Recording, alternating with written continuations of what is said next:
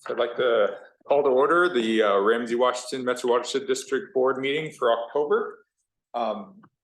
First, may I have a motion to approve the agenda? Oh, go ahead. Before you make the motion to approve, I did want to just mention that I want to add the 7B item, which is the Watershed Excellence Awards approval. Oh, yes, and we need to take things off of the consent agenda. If you want, if you want to make that. Do I have to make a motion to move something off the consent agenda?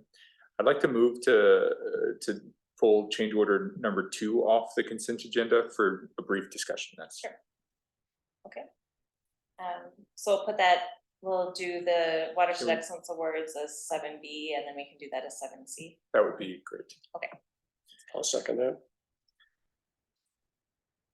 Awesome. May I have a motion to approve the agenda? So motion. Second. Okay, all in favor? Aye. Aye. Okay. Now moving on to the consent agenda. Can I get a motion to approve items A, B, and C of the consent agenda? So moved. Second. All in favor, say aye. Aye. Aye. Any further discussion? Perfect. Okay, there are no. Say all those in favor for that one. Or did I say? Oh, yes. All those in favor for the consent agenda? Or did you? I think I did. You already did. I did. Oh, I heard. I'm going like. I heard one, so I was thinking you. Sorry. No. Oh, I have to ask that before. All in favor? Yeah. Yes, thank you for the reminder.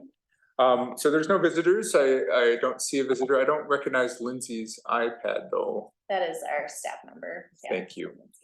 And then TAO2 is Tyler. She has a really fancy name, iPad. That's a good one. So why don't we go ahead and transition to the permit program? It's one new permit. Yes. Oh man, I think I was just upstaged by the twins. Everyone's seen the chat. I didn't know if I could say it as a Twins visitor win. that the twins did win. Thanks, Dave, for update. Wow, it's exciting. As far as business goes, we had one project that was ready to move forward this month. I talked to Mark and Ben briefly about this on our tour this week. We got sort of close to the site where this project will be happening, but it's occurring at the Bailey Nursery site. They've been flagged for some contamination due to their land use. Some insecticide has been found to have migrated off their site. So they are required to complete a contamination restoration project that will be overseen by the Department of Ag. And of course, it's in a wetland, so there's some permitting involved, and it is over an acre. So we have done a wetland delineation and subsequent WACA or Wetland Conservation Act approval for that removal of contaminated sediment. It's considered a no loss, no change in wetland quantity or wetland type, just essentially removing contaminated soils and then disposing of those soils in a landfill offsite. I can take questions. There is a variance request I should mention. We have no disturb buffers in our rules, and obviously to get into the wetland and do the work that's required would involve disturbance of those buffers as well as the wetland itself. All disturbance is considered temporary. Any questions here? This permit was kind of unique, whereas like they're trying to do something great and useful to remove contaminated soil, but because it triggers ours, we had to go through the rigor to ensure that no damage or issues were to the wetland. Is that a fair assessment of why we ended up doing this? Yeah, they still are required to go through the wetland permitting. Yeah, I mean, net wise, to me, it seems like a big benefit. So, Just out of curiosity, do you know what the decompaction strategy here is? You know, with the big equipment, I can see issues with infiltration of the wetland. Are they going above and beyond just ripping the top 6 inches? So I apologize that some of the plan sheets got cut off. I didn't notice till right before this meeting, of course. But I'm just looking at the notes. Preparing with 6 inches of topsoil. I mean, it's gonna be excavated. And I don't know how far in they're going with equipment. Or if they're able to scoop some out without driving through. But they do have their own like stabilized access as well. But it doesn't, the notes don't really specify ripping soil, but just preparing it. So they're a little more vague with those notes. So it might be something we just need to discuss with the contractor on site. Yeah, I think that would be great, especially being in the bottom of the wetland. I'm sure they're gonna try to limit where they move that equipment, but the limit of excavation does look rather large compared to the Yeah. wetland on. Yep, and we always do a on-site meeting with the contractor at the start of every project to discuss methods, timeline, what we expect from them as far as erosion control and completing the project. And I imagine the restoration and the seeding is going to be a big thing as well. Some of those native seed mixes will take a long time to establish. So working with the contractor and the landowner on that as well. Are there better mixes that would establish faster, Nicole, or more robustly, I guess? I think they selected good mixes. I should just say they'll establish slower than some other like non-native cover crops, turf, things like that. But I think they've been pretty careful in their seed selection and have compared the Mindot and the Bowser seed mixes. So I don't have any issue with the seed mixes that they are speccing. It's just always a battle when you're seeding native areas to get. It's also very weedy in existing conditions. So trying to balance that as well. I was trying to recall from Mark's comments in earlier meetings and figured I'd ask. I had a question concerning the removal of the material. Is there anything extra that we have to do in terms of ensuring it doesn't contaminate anywhere, or do we have to put additional protections in when they're excavating that area because of this material? I assume not, but I just was curious. There's no additional restrictions for this, I don't believe. So they're required to have a corrective action plan through the Department of Ag.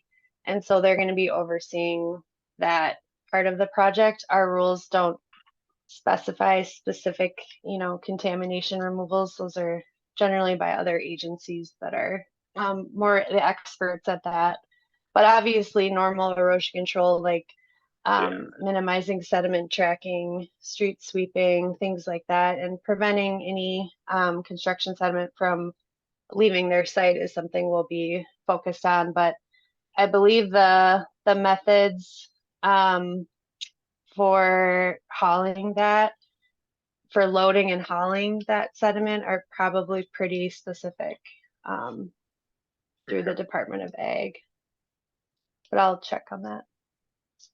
It was just a curiosity, Nicole, because I didn't see anything really restrictive in the packet. Any further questions or comments on this? The wetland to the west where it drains, have those soils been tested, or is that something that should be on the watershed's radar? We didn't do the testing or flag the contamination. I don't know the history. But some folks at Bar might know history because Bar just coincidentally is working with this landowner. They're not working on our behalf. They're working with Bailey's nursery. But I don't know all the specifics of the history of what. I know it was years ago that this was flagged and it's just kind of ramping up now. But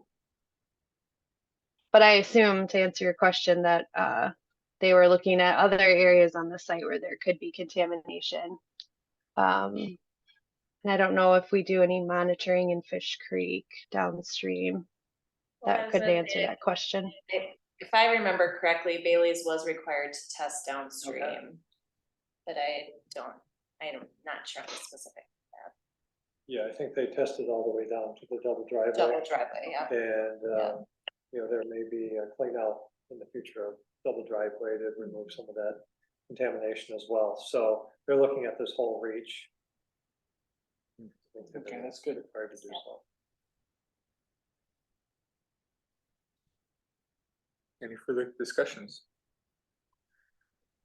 Do we have a motion to approve permit 2323? So moved. Second. Any further discussion? All in favor, say aye. I, Enforcement reports. Yeah, in response to some discussion at last month's meeting, Mary and I added some more information this month.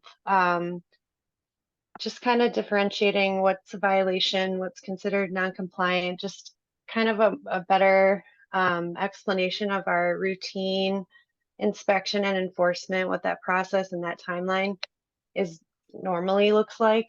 Because I know that there was concern about that street project last month. So I don't envision, unless requested, that we would provide all of this information every month, but I just thought it would be nice to go through. So a site essentially can receive violations and still be considered compliant. It might be like a maintenance item that's relatively small and not causing any offsite impacts, but we need it fixed. Or it's been asked to be fixed and hasn't in previous inspections. And we have a letter grading system. A and B's are compliant.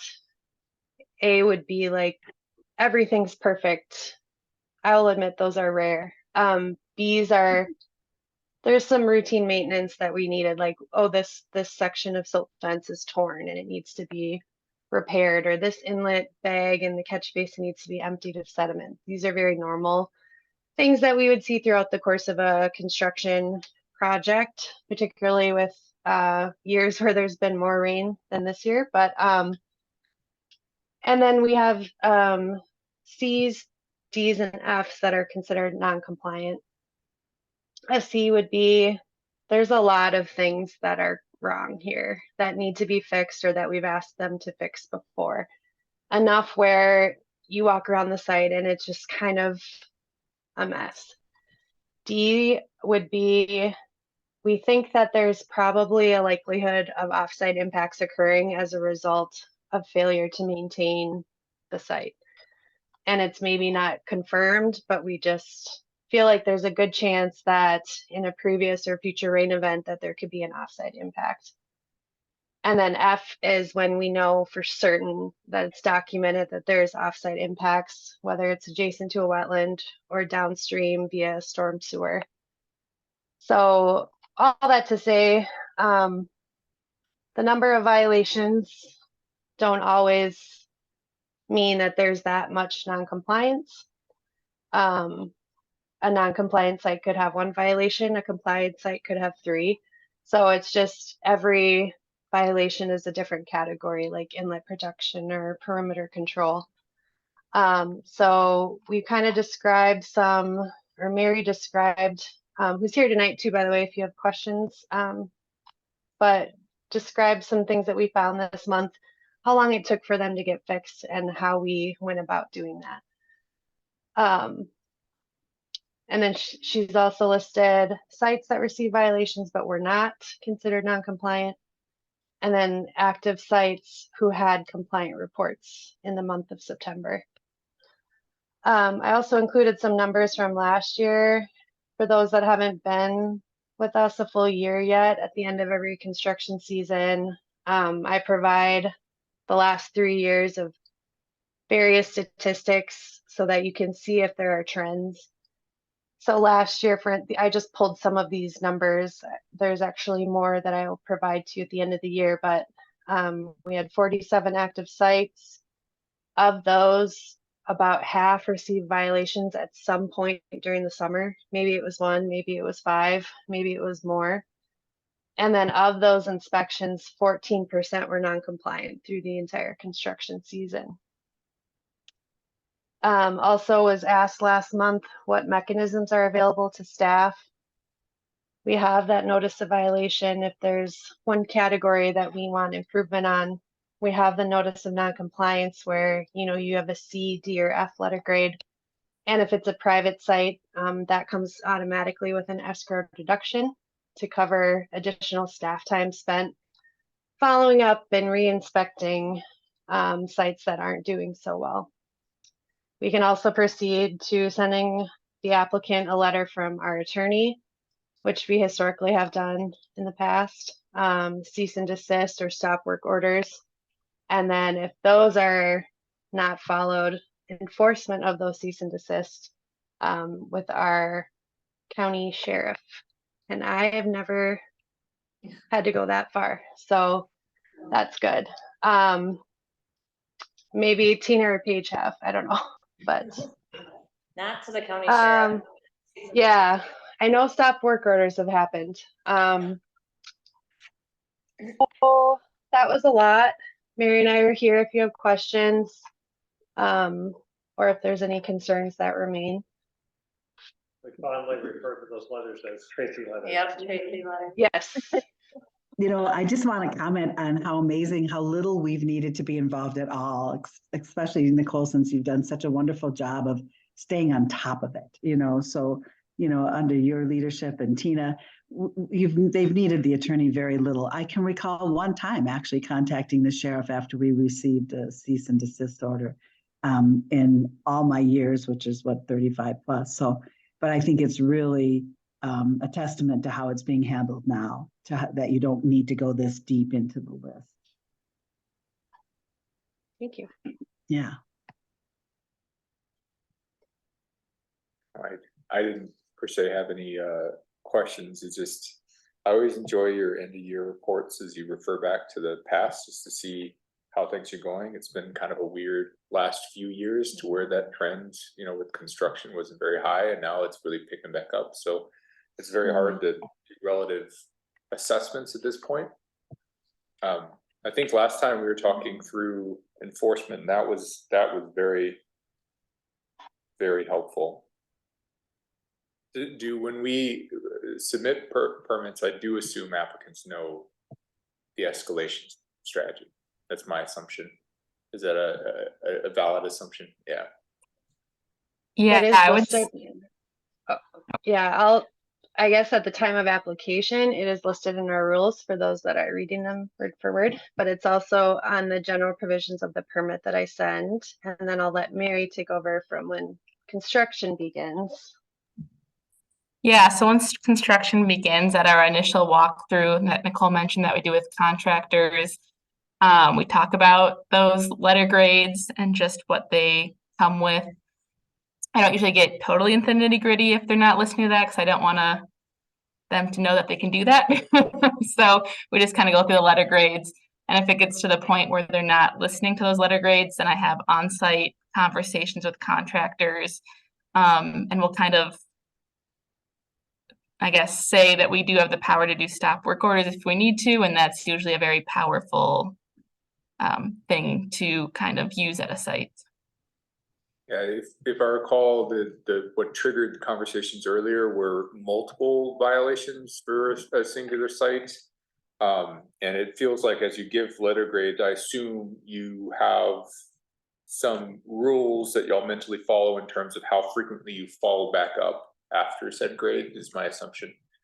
I don't know if they need to be written down, as long as you guys can use your own subjective judgments to figure out, okay, well, we got to come back next week. Yeah, depending on what happened, the severity of it, the responsiveness of the contractor, I'll typically go back 2 to 3 days later. So enough time for them to have those time frames where they are allowed to fix things. So I go back after those time frames are complete to see what they've improved upon. And then just with really busy parts of the season, I rely on them sending me photos of the exact areas of improvement needed. So I can use that to see where I need to go back out in the field and where I can get an accurate photo that would handle that. Good. Tracy, in our past, have we ever been, or somebody highlight, we feel like you're overemphasizing this site versus another? in your experience? No, I haven't run into that. I mean, usually what happens is it's just miscommunication between the contractor and the owner or whoever is, setting up the project. And honestly, some people, they don't care. And then once you say, we're going to stop this work, they just get it done because the cost for them to defend anything with an attorney, we have a hard burden. If we're going to try to say that we need an injunction to stop, we have to show there could be irreparable harm. So that's why this grading system is so wonderful. So that really needs to be something, not necessarily the amount of violations, it needs to be the severity of what really could happen if this silt fence breaks down, right? If it's next to a trout stream or something. So we've got to show, irreparable harm if they do not follow this. And so, the making sure that what they're not doing is really could have a negative impact is pretty important for me on a legal basis. Thank you very much. Mm-hmm. Yeah, and I would say Mary has a lot of meetings and on-site conversations, but everything is also tracked via email, inspection reports. It's all written. It's all, every violation is tracked for our own MS4 requirements, but we have every email and thousands of them. So everything is also followed up in written form. We don't just depend on, oh, well, I told him on the phone or I told him when I was on site. There's always a follow-up. Perfect. Thank you very much for the educational session. Any further questions? I just had one question on that Rooney second edition where the contractor went out of business. What happens with that permit in the interim? Does the city take ownership of that? Yeah, I don't know either one. Mary, I don't know if you want to answer that. Yeah, so it's been a pretty unique, I guess, experience. We haven't had this come up in quite some time. I think we kind of talked with Tina the last time this came up was during the recession of 2008. But in this instance, there are still subcontractors on site still performing work. So they've just kind of been dictated to cover the issues that they're causing, if there's track out, if there's concrete washout, things like that.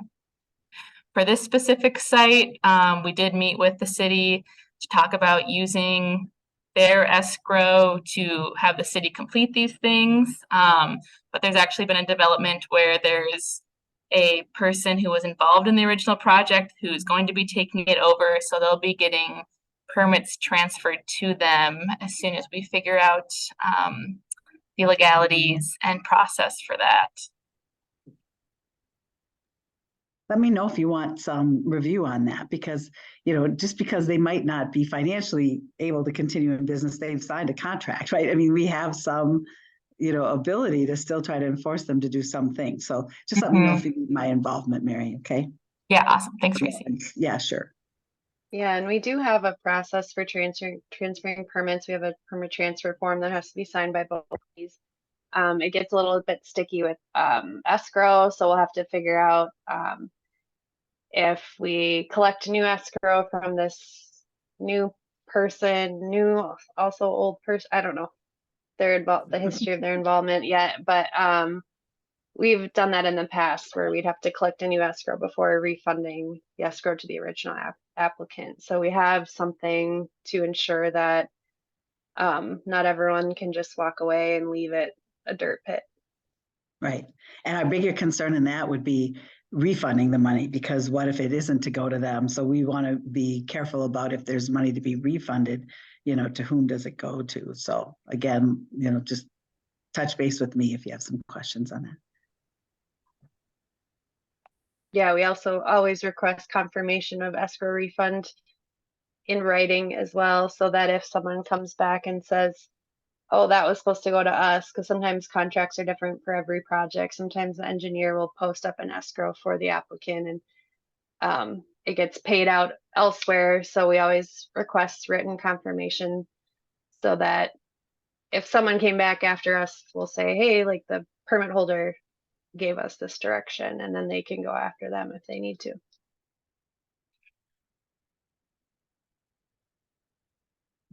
I don't have any further questions. Do you all? Thank you so much again, Nicole. Appreciate you and Mary taking the time and putting it in there. So let's go ahead and transition to the stewardship grant program. Yeah, I don't have much. I mean, the budget status report is in here. One application approved tonight. Things are slowing down. We're trying to wrap up, projects. Get some plants in the ground before the snow falls, a lot of closeouts, so there are a lot of final payments on the bill list tonight. Yeah, street sweeping has started through the enhanced sweeping program, so that's exciting. We'll hopefully get some good results from that.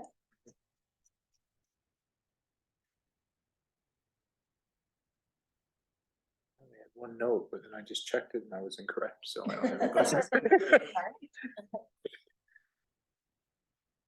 So I know we will talk more budget a little bit later, so this one's a unique budget because the total funds available, does this roll toward our amount available when we look at what's left going into next year? I can't always remember because stewardship grant programs pay out Yep, over time. yep, The budget amount, do we roll that forward? And I can't remember what we do. yep, that gets carried over, so I does get carried consider over. that into the carryover. Yep. Yeah, because the likelihood of us getting more stewardship grants for the year is pretty low. Yeah, At this yeah. point, We yeah, just keep track of that. So the amount allocated, we don't consider carryover, but the total available funds we would. That's what I Even gotta though keep some of that clear in my allocated head, money might isn't never spent. get spent. But I also do look at what historically, right? So we do build up that fund sometimes if people don't follow through with their projects. So if that's all looked at. Yeah. And that was the piece that I was trying to remember. Thank you. Yeah. Any further questions on the stewardship grant program? That's really light. Man, action item. All right. Pioneer Park is first. I don't know, you were. Yeah. Yeah, I think me.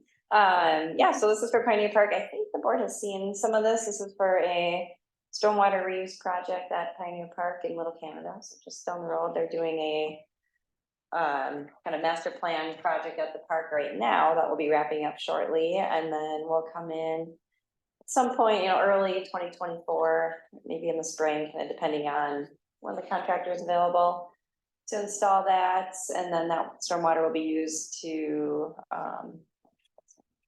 irrigate the ball field. So replace what they're currently irrigating with potable water, using that stormwater or from the pond. Yeah.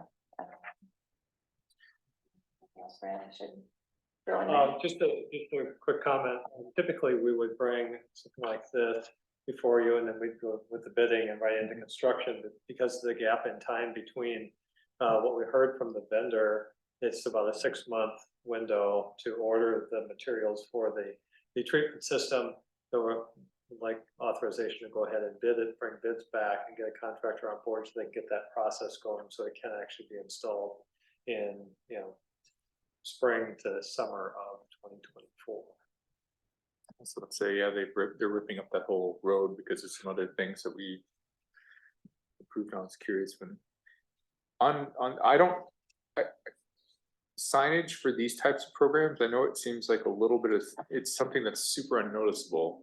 Is this something that we've considered in the past? Like, look, we're watering this sustainably. Yes, I actually have them. I've been talking with Lauren. I'm trying to be proactive on my signage. Yes, so we'll have signage out there.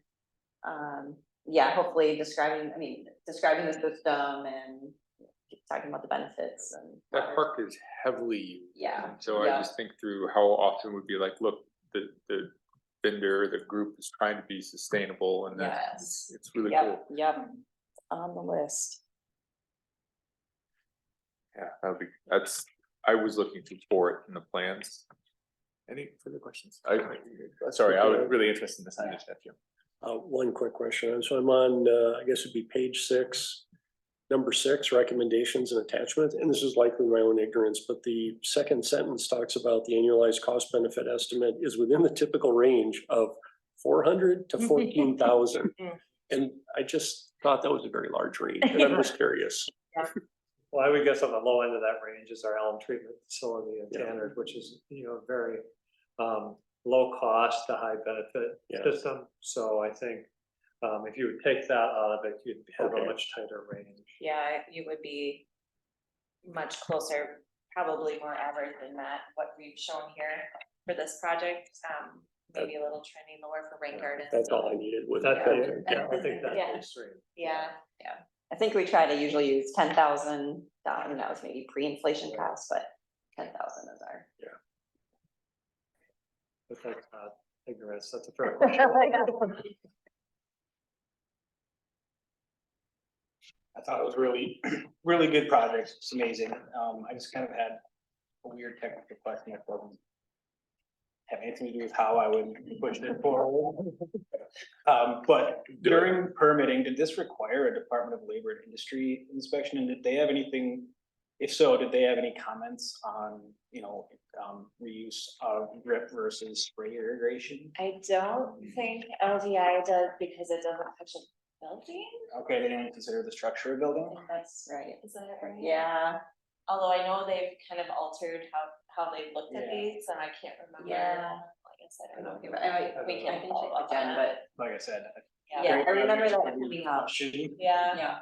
yeah, there's been a lot of change over, a lot of roller coaster change over the last several years about how these are permitted, how Yeah. they're approved, how they're designed. And for a while there, I know it was if it didn't touch like a building, like you didn't need to, but. We're lucky to have We you and knowing all those permits. I had no idea.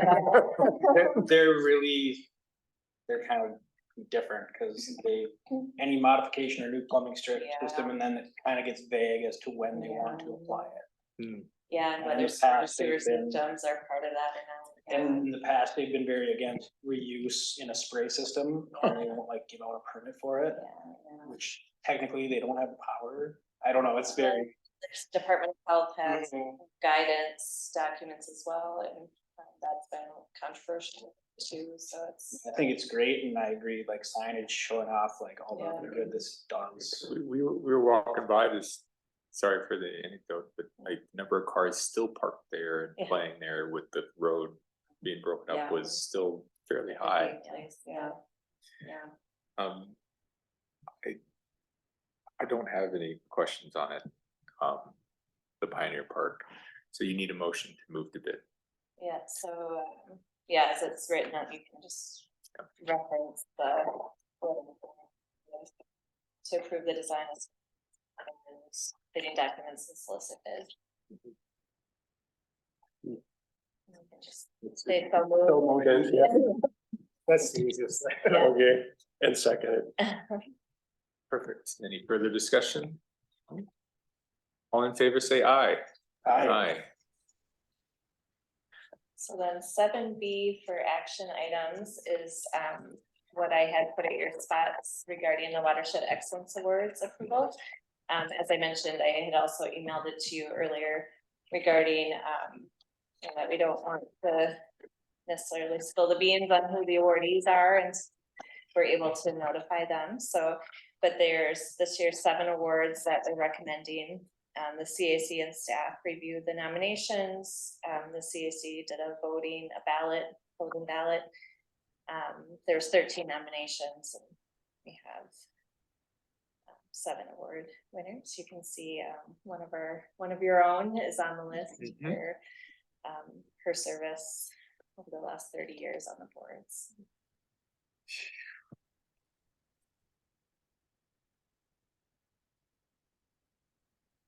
Had the fortune of meeting a couple of them. Yeah. Who is this? Pam Skinner? Who's Who's this person? That's perfect. The CAC and their nominations have always had a fairly thorough discussion and picking process. I don't have any comments if the community feels that these individuals definitely deserve it. I, for one, having known a couple of them, would agree wholeheartedly for the 2. I don't see any discussions from my end on who they recommend moving.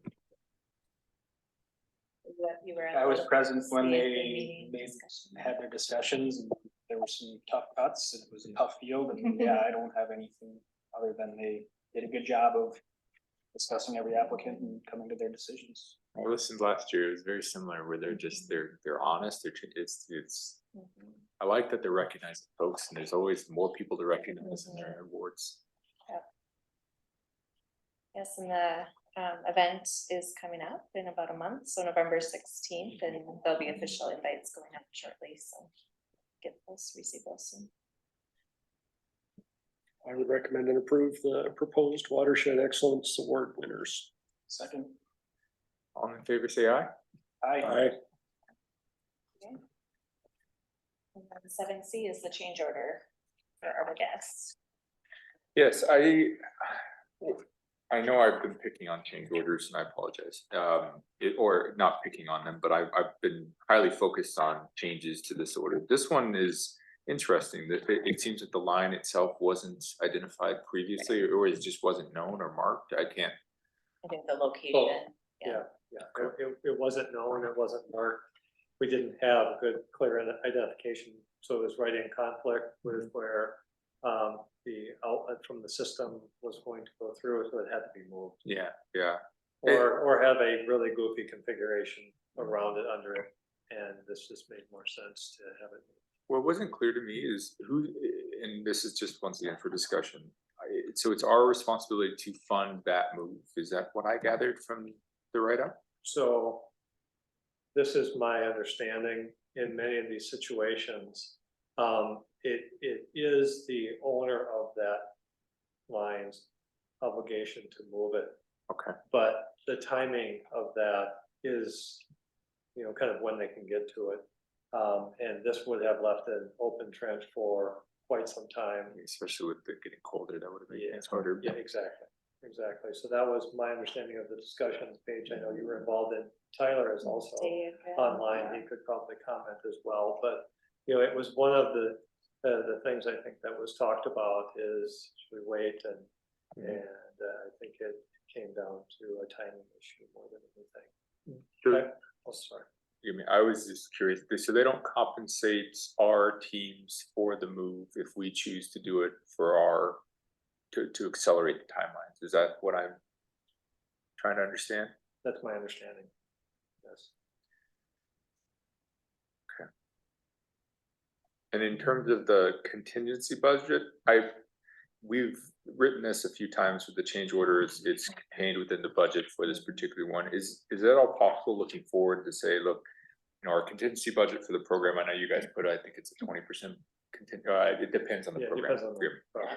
This one had a little more contingency because of the unknowns in the area, and it may have been a little bit more. I don't know. Tyler, do you recall what the contingency was on this particular one? I believe it was 15%, but I'd have to look back to confirm that. In the future, we can include that. It would be a nice comparison point, because when it's in the contingency fund, that's great. When we have programs for the company I work for come forward with saying, look, we have this 10%, what we're looking for, we've eaten 8% of it up. It's a really eye-opening thing. So we can mentally if this was a pretty high risk and we don't think another risk is going to be identified through the program, that's really the only thing. I don't have a problem with with what the choices that were made, but it was a lot of money. That's what I wanted to talk through. I think we need a separate motion to approve this agenda or change order number 2. I have a motion to approve change order number 2. So moved. Second. All in favor, say aye. Aye. Okay. Attorney report, Tracy. Yeah, thanks. We had a few contracts to review. Lauren reviewed documents for the Roosevelt Homes Targeted Retrofit Project. I reviewed a memorandum of understanding for the County Road C culvert. And then Lauren drafted an access agreement between Ramsey County for a small boat launch on Grass Lake. So it's always nice that you don't need us much, but those are the kinds of the behind the scenes legal documents that needed to be in place on your behalf. And that's all I have for my report. Thank you very much, Tracy. Sure. Okay, board discussion topics is number 9. I just had one thing I wanted to highlight, and It's more of a reminder, maybe a reminder to myself. So we reviewed the board roles as written and proposed. Did anyone have an opportunity to send content to Tina or maybe some notes? Matt did. Thank you, Matt. I have mine written in this Kindle and I will send them to you. Sounds good. I apologize. Did you get a chance to send any notes or I have comments? not sent notes yet. I can make sure I get those over. It'd be nice to, and this is more of just a reminder, same for you, Pam. I know you don't have voting rights today, but if you have notes, please let us know. Your experience would be, oh, he had no comments. Perfect. Got it. But yeah, it'd be nice to inform so we can bring it back and just kind of move that along. That's really the only discussion topic that I wanted to cover. Let's go ahead and move to new reports and presentations. B&P inspector intern experience. Yes. Mary, did you want to introduce Nicole? Yes, sorry, there was someone vacuuming right next to me. Oh, there go again. Hopefully you can't hear that. Yeah, so Nicole Peterson has been our B&P inspector intern this season. We've gotten to work a lot together. So she's been focusing on inspecting stormwater B&Ps from permit sites, but after the permits are closed, to make sure that they're functioning year after year and all that stormwater treatment benefits are still being provided many years after the permit projects have been installed. So, Nicole, I'll kick it over to you if you want to pull up your PowerPoint. Yeah, you should be able just to share your screen. There you go. Okay, great. So yeah, I'm Nicole. Like Mary said, I interned at the district this summer as a B&P inspector intern. So I'm just going to go through a bit of my experience and what I was working on this summer. So I wanted to start off by sharing this fun statistic that over 2,200 permitted stormwater B&Ps have been recorded in the district. So these B&Ps have either already been built or planning to be built in the near future. And I thought that was a pretty significant number. These are all the different types of B&Ps found throughout the district, or at least the most common ones. They all work a little bit differently, but have the same overlapping goals. And all of them need some sort of maintenance. So that is why my job this summer was to inspect these permanent B&Ps. I focused on closed permits from 2010 to the present that had above ground B&Ps. So that really narrowed down that initial big number. And these B&Ps are located at businesses, residential homes, schools throughout the district. And the goal of these inspections was to determine how the B&P was functioning, what might be causing poor performance, and then assigning maintenance. And so most sites have this signed maintenance agreement. It kind of outlines that the owner is responsible to ensure that the B&Ps are functioning as designed. And this agreement transfers to any future owners. I did find that at one site there was a new owner that wasn't aware that this was something that they had to do. During inspections, these are some of the things I would look for. So obviously it changed depending on the type of B&P. I was often looking for standing water, erosion, excessive debris, looking at the vegetation, just overall how they were performing. And then I would also take lots of pictures of any issues that I was seeing. And then each individual B&P gets its own letter grade, similar, I guess, to how permit inspections go. I thought I would share some examples. So here are the A's. These are really more A pluses.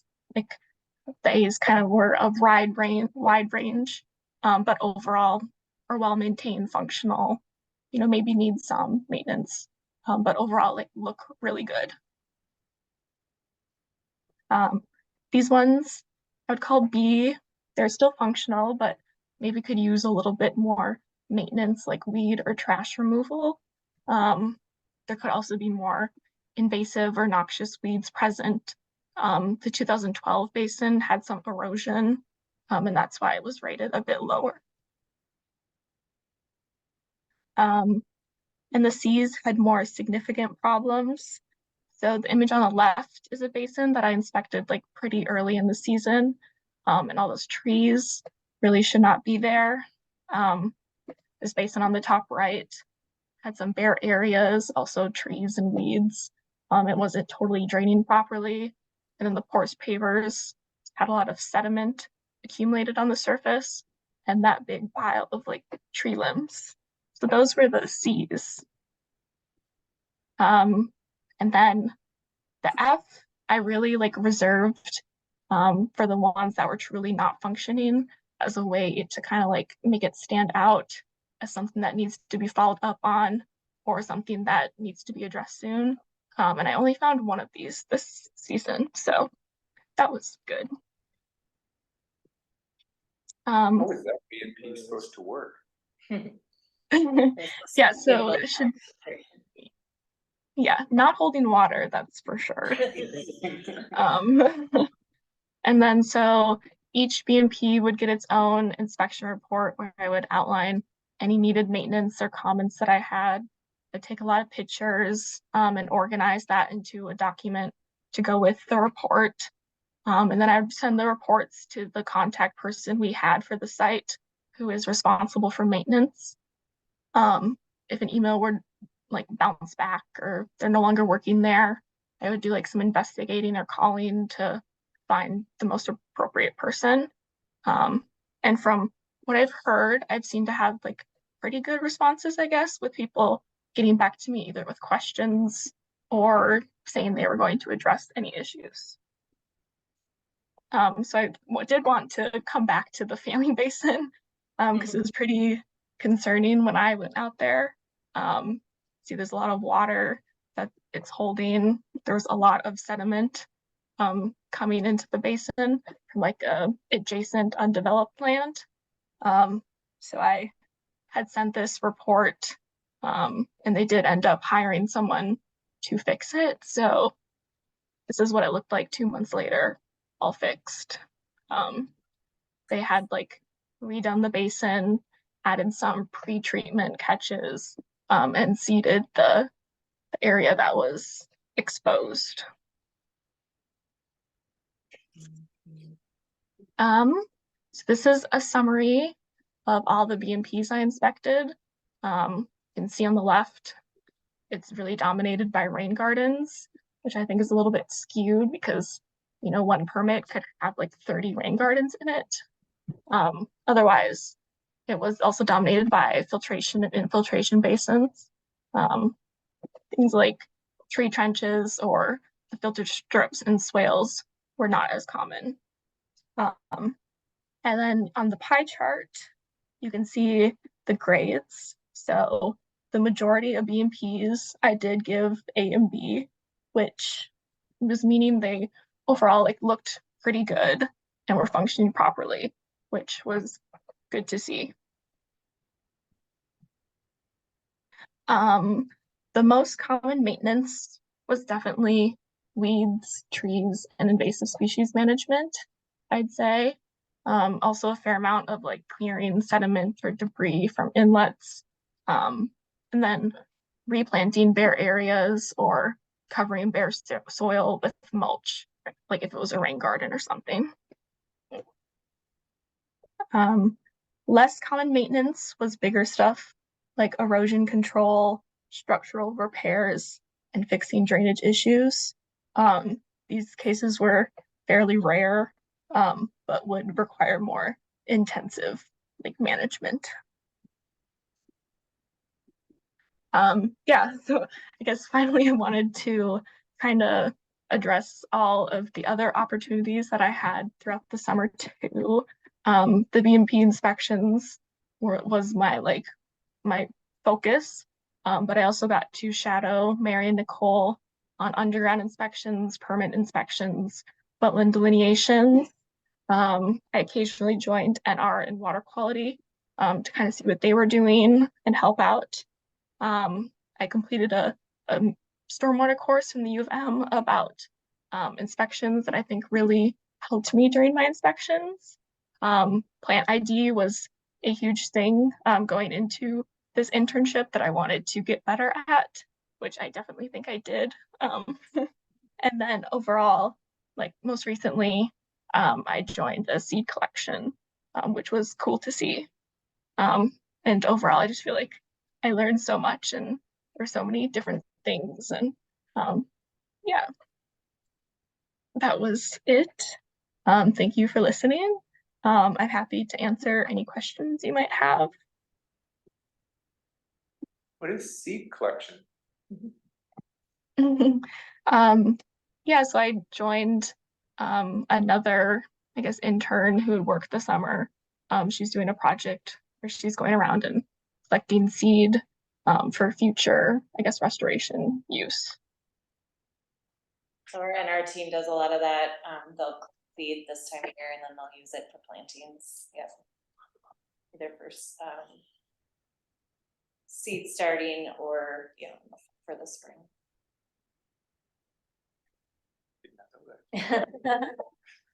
Cool. You coming back? Good question. That was mine. You know, it was pretty great. They want to know if you're gonna stay with us a little bit longer. Oh, yeah.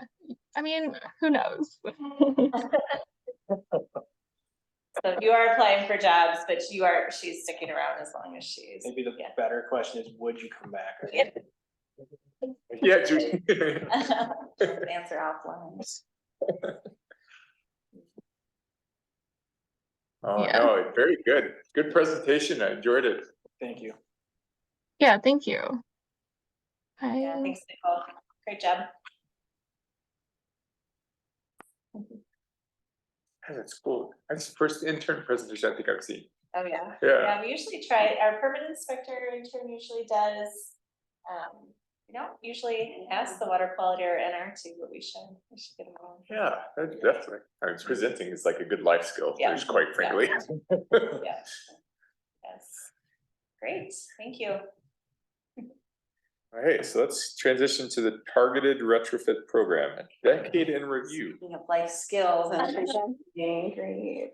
Yeah, this Paige is gonna be presenting this at the Water Resource Conference, and so we thought it'd be a good opportunity for you also to see what's gonna be presented there in one of the presentations.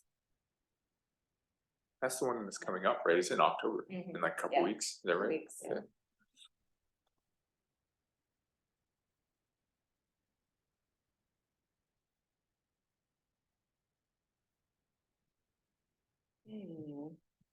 Yeah, so at the Water Resource Conference, I'll be presenting with Marcy Bean from Bar Engineering. But I figured I could handle it tonight for you all. And then I think Tyler's still on. He helped with some of the GIS stuff that you see. So if you have any detailed questions on that, then we can get into that in more detail. But you know where our watershed is, so let's get that. Yeah, so basically the goal here is to let people know about our targeted retrofit program. It's pretty unique. Started, we've hit the 10-year mark. So started in 2013. Started because we needed additional projects in the ground to help meet our PMDL goals and other water quality goals.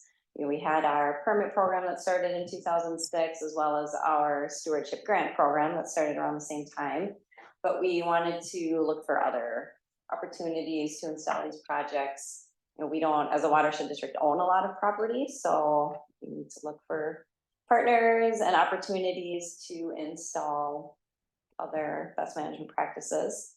And so retrofits what seem like the next best step. With the permit program, we're capturing those new developments and redevelopments. Stewardship grants, more for opportunities where people are interested in a rain garden and they have green space already, but with this program, it's opportunities for sites that are either going above and beyond the permit program or, you know, maybe you don't have plans for redevelopment in the future or don't have, yeah, just maybe the know-how, they don't know to come to us or whatnot. So with this program, we started looking for those opportunities, starting with schools and churches. Those were the focus originally. They typically have a lot of impervious surface and not a lot of redevelopment happening. So we focused on those. A lot of them have a lot of green space where we could start with, you know, infiltration basins or larger rain gardens in those existing green spaces. And then we have now been transferring some of our attention to commercial properties. And then, yeah, most of these are funded through watershed district funding, but then we've also been lucky to get several clean water fund grants, whether it's the competitive grants or using our watershed based implementation funding every cycle towards these projects.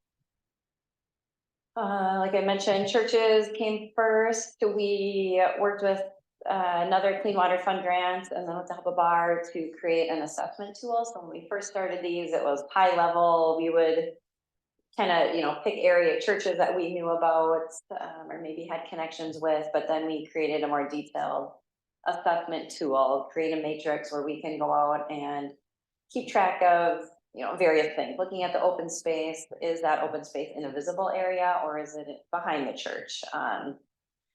Utilities, potential snow storage conflict, very high level things that we could look for while we're walking the sites before making any contact with the property owners.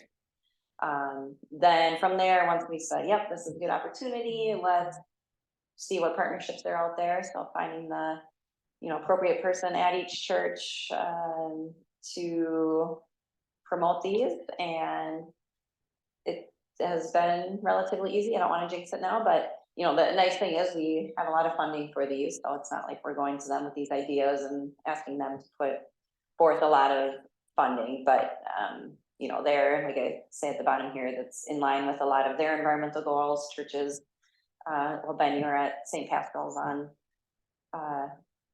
what day was Monday it was Monday. And they, you know, they have a lot of, you know, they're putting in solar panels and doing recycling and composting. And so a lot of churches that we work with are very excited about these opportunities.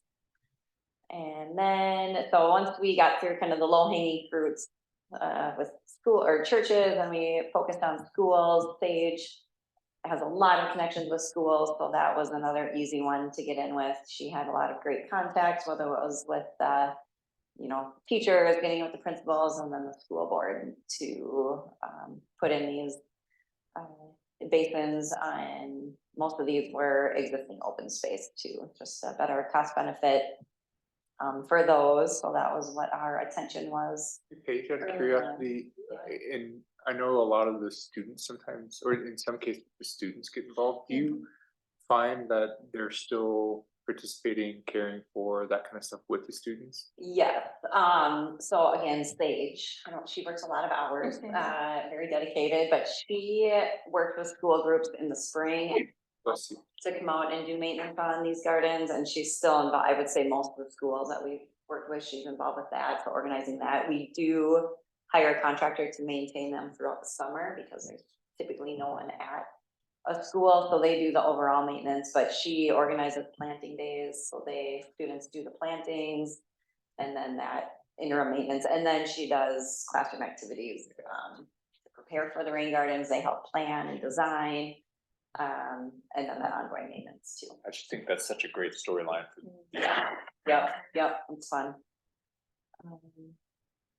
And yeah, so between 2014 till now, I guess, we have 24 projects at schools and churches. Those, again, our focus was areas that had existing open space where we could install these, and looking at, making sure that they were cost-effective improvements that we're putting in. And we're still involved, I would say, with most of these. Some of the churches are the hardest to stay involved with. They have great intentions right away, but there's that core group of volunteers that are really invested and then they move on. And it's been harder to get in, with newer volunteers and parishioners, but our inspector Emily still, goes out, and Simba in the past has helped to kind of foster those and keep those up. But yeah, something we're keeping an eye on.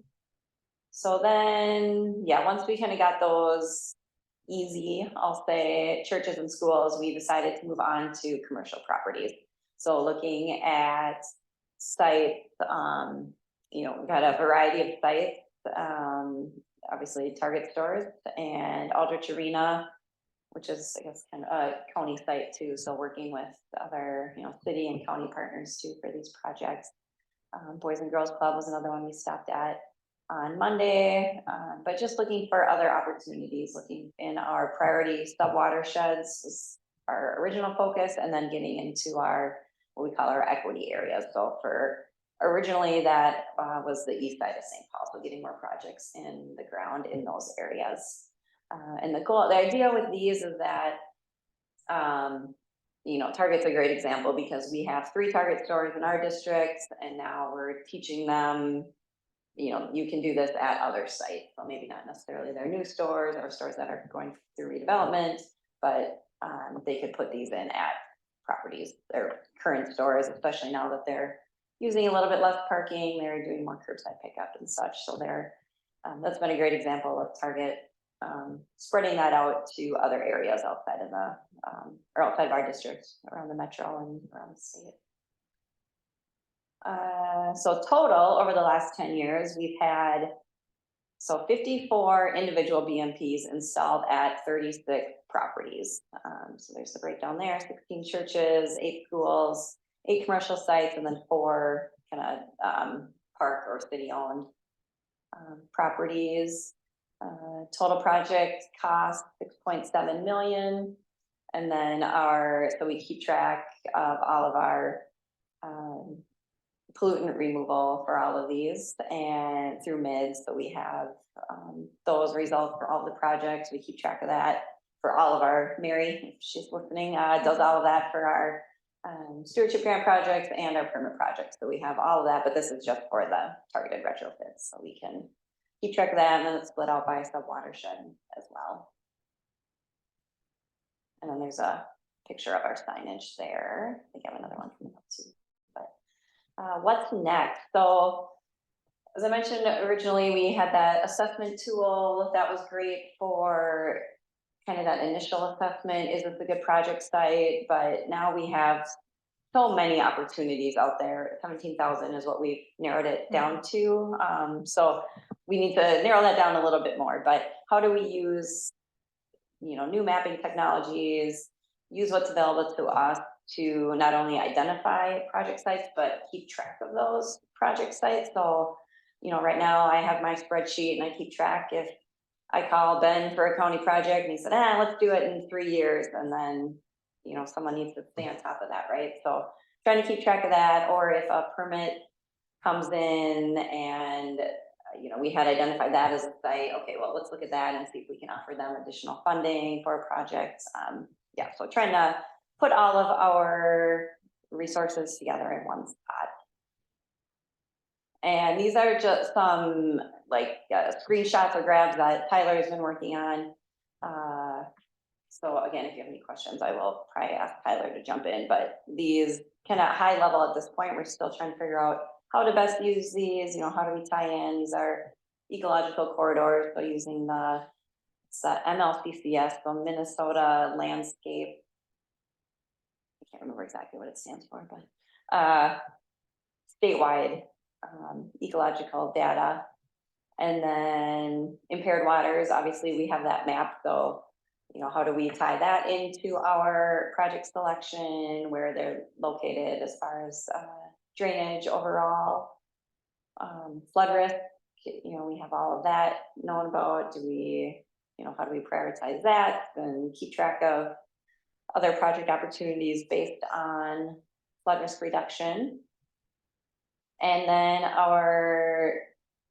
so equity areas, or using the social vulnerability index, which we'll be talking about more. Probably I'll do a overall stewardship grant update in December, so we'll talk about this a little bit more and how we use this. So currently, our existing equity area that we call is like in the, use this maybe, center here, about the east side of St. Paul is pretty much where it is. That's based on Met Council data, a little bit, even Met Council now is saying, don't use this, there's other available sources. I'm not gonna get into a lot of detail here, but Tyler and some other people at BAR have been looking at this based on some CDC data. Ramsey County has a great social vulnerability index too. So tying all that data in so that we make sure that we're, you know, prioritizing projects or giving them a higher score on our priority tool if they are in these priority areas. They're coming back and recommending a new rate.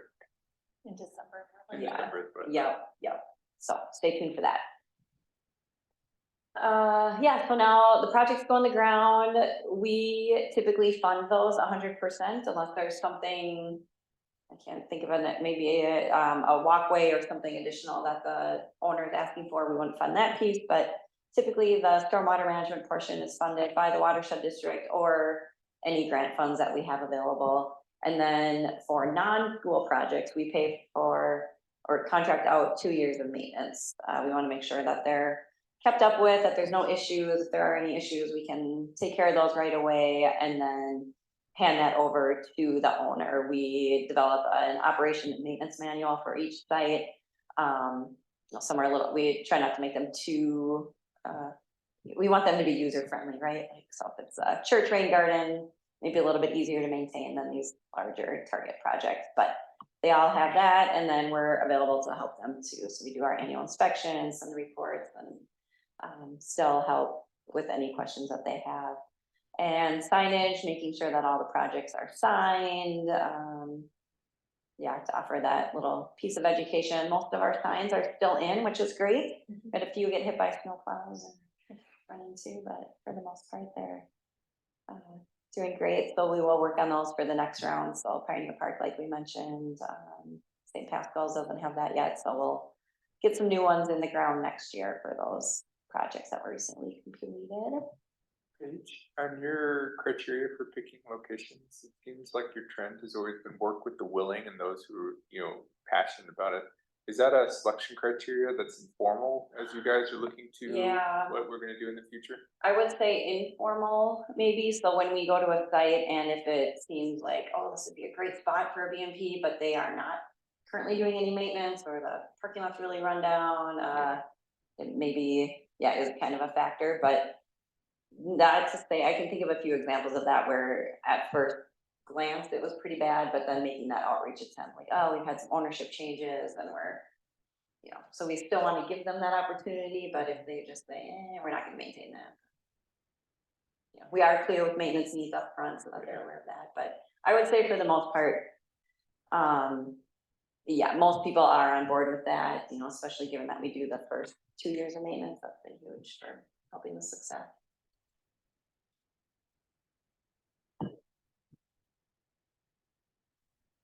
Other questions? Good luck. Thank you. That was Because fun. there's several presentations that we're providing. Yeah. This is a big one. Yeah, it's really nice to take that time to look back to and think about like where we've been and where we're going, like she said, it's a good time to do ones.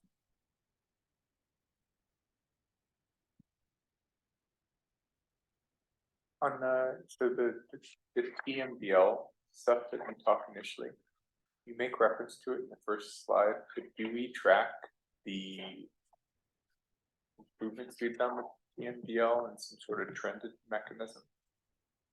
Yes, so it's all tracked, you know, all the pollutant removal information. Yeah, is- it's all the numbers. I was Yeah, and that's all required to go to the PCA under our TMDL reporting, through our MS4 permit. Well, or we share that information with our cities who are required to report on it. And then, yes, we do evaluate that based on, because the numbers the presented external. seem significant, and what I couldn't put them in relation to the, you know, this started because we had a big issue with that, and we've removed several hundreds of thousands of TSS and thousands of pounds.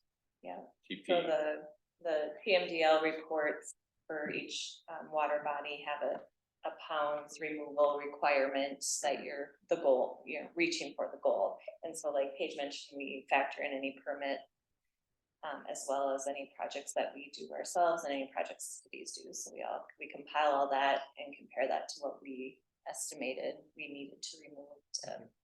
And then of course we're looking at water quality trends in those water bodies too, which are a little more dynamic. There's a little more factors that go into that. It's not a one-to-one comparison, but it's definitely a big part of the stories. And do you feel like, and so I'm just trying to think through, everybody's gonna be super supportive of the meeting. So it met it or exceeded its expectations. What would you end up saying if somebody asked your For the thoughts? program, I would say exceeded, especially seeing this, like Tina said, this was the first time we put all the numbers together, so when we pulled that together, I was like, oh, that's really cool. And just hearing from other watersheds that they're not doing things like this, and so it's pretty, I think, cool to highlight. And even the, water quality benefits are there, but also the partnerships have been really great. I think it was really,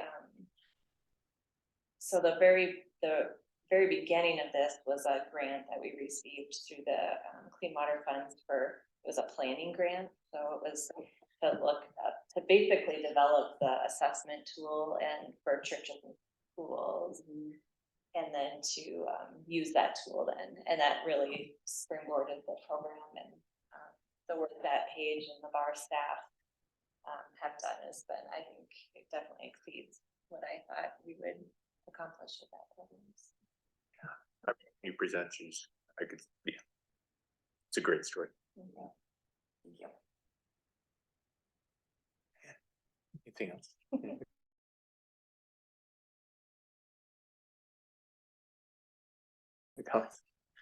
I know. Last thing on the new reports and presentations is the management plan gap analysis. Yeah, I just wanted you to be aware that this was moving forward. It's a fairly low dollar amount, so I directed Bar that, let's get this going now this year, and then we can move into the actual start of the plan. You made mention of it last month. When Yeah. we talked about it, Yeah, so this is a typical first step, in the planning process. We'll see what comes out of that. I don't find any need to call an action. This seems like a good thing to have an independent source look at. Yeah. Do you find needs to? Good. Next is the administrative report. So I have some informational items, meetings, and then as you mentioned, I have a list of all of the presentations that are coming up for our staff. So lots of good ones at the Water Resource Conference that's coming up in a couple of weeks. So as well as our Academy, Minnesota Watersheds meeting, and then the City Engineers Conference will be shortly after the beginning of the year. So Is there any way to make these? I can't recall if we put these on the webpage. We put some of the presentations on the webpage. sometimes, yeah, Good. we can, I really like. or I can ask Lauren about that. Yeah. Well, the 10-year is Mhm. seems really great. Mhm. Would be wonderful if you can work that with Lauren. I'm also interested in lower the gates. Yeah. Yeah. I'm interested in all of them. Forgive me, I don't mean to prioritize, but that one is Yeah. one that I was like, oh, because we're trying to automate more of those Yeah. as we go through. So this seems like it would be an interesting one to see. Maybe we'll have Dave do that presentation at a board. I would love it if Dave could show up in his baseball cap. And his vest and give the Love that. The anxiety is real. I haven't given a presentation since college. I hate it, but it happens. What do you do? Dave, Perry. So great. Yeah. I could have a couple of work colleagues who can pepper you. Yeah. No, it's great. As far as the Minnesota Watershed updates, the conference is coming up. I put a note in there as if you know right now that you would like to or to attend, we'll make sure we can get hotel rooms when those open up next week. I got COVID last year and that's why I couldn't attend. That's right.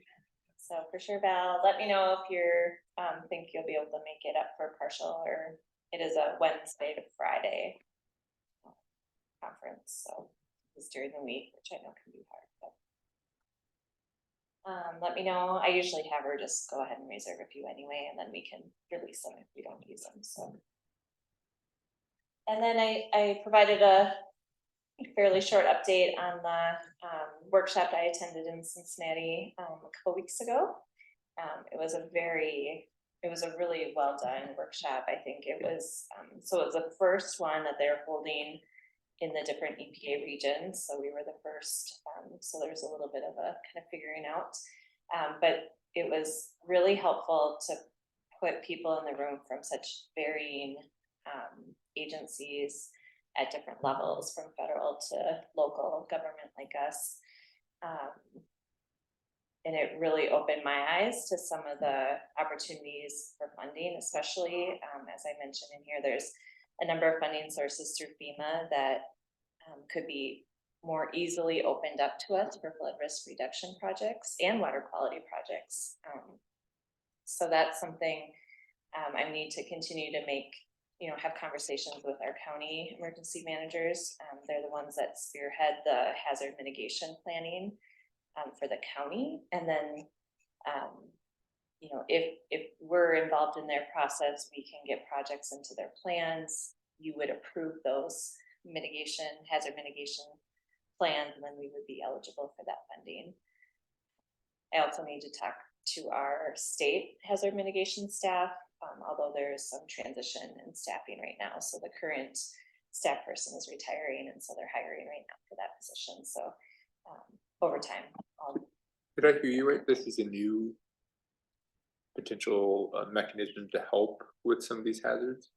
Yeah, it's Or not has it been- new. Okay, But I think they're wanting to expand. So there's kind of twofold here. So there's, making others aware that this funding is available. I think there was always this impression that it went to the county emergency management, this funding. Let's say there's a presidential declaration of flood, for instance, which we did have in 2017 that covered Ramsey County as well. It was the understanding that we wouldn't be eligible for those funds, that would go to the county and or the cities if the cities approved the hazard mitigation plan previous to the declaration. So what I learned now is that watersheds also are eligible to be part of that, as long as they're part of the planning process and they sign off on the plans, again, ahead of any declaration. But there's also, not besides presidential declaration money, there is money called BRIC funding that is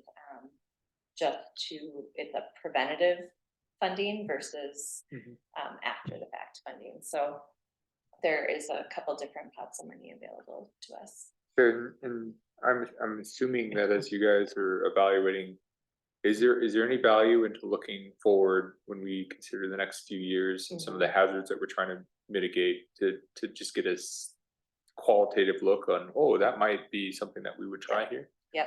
Is that something you guys so are doing that is something we're proactively? going to be doing. Yep. And so that's especially with that. So it has there's so many layers, but both with the county and the state hazard mitigation staff to, just as you said, here's That's everything great. we have coming up.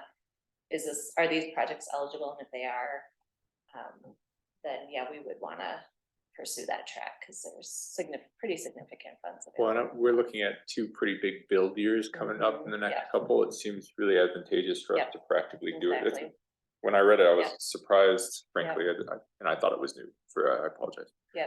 Yeah, I mean, they're also one of the other I would say the other track. So the one track is that this funding is available and we are eligible for it.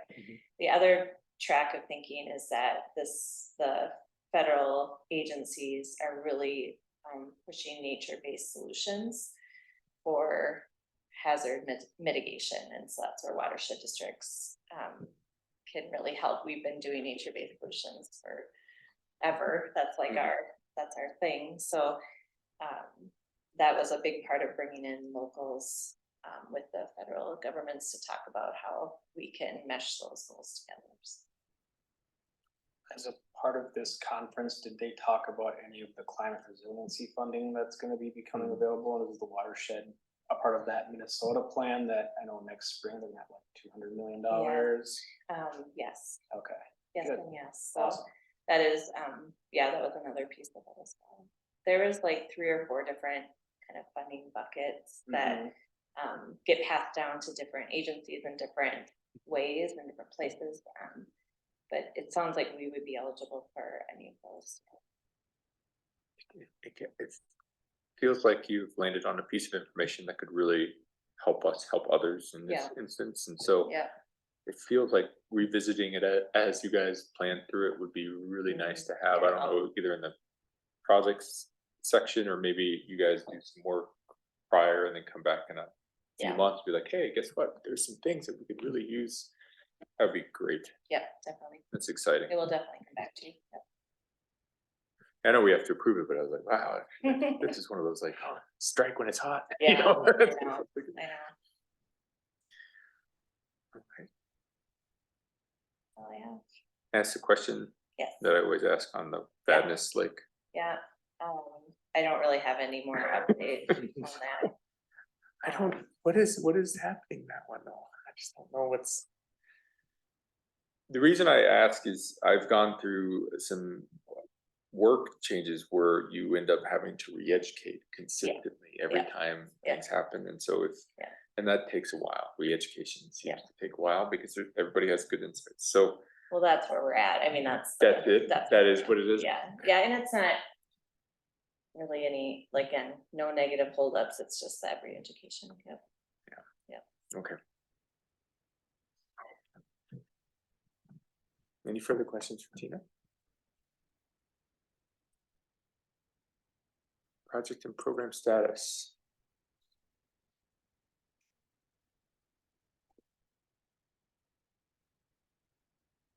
I know I normally have questions here, but I didn't this time around. So I'm just going to start with that. None for We me. covered it all. Oh, yeah. Oh. I guess Pam needs to be on Zoom more often. Oh, I hope you feel better, Pam. You don't take that offensively. May I have a motion to adjourn? I will make that motion. Second. Thank you. Thank you all. Yes, bye, Feel better, everyone. Feel better, Pam. Thank you. Good night, Good job, everyone. Nicole, if you didn't hear us Good night. earlier. God, I'm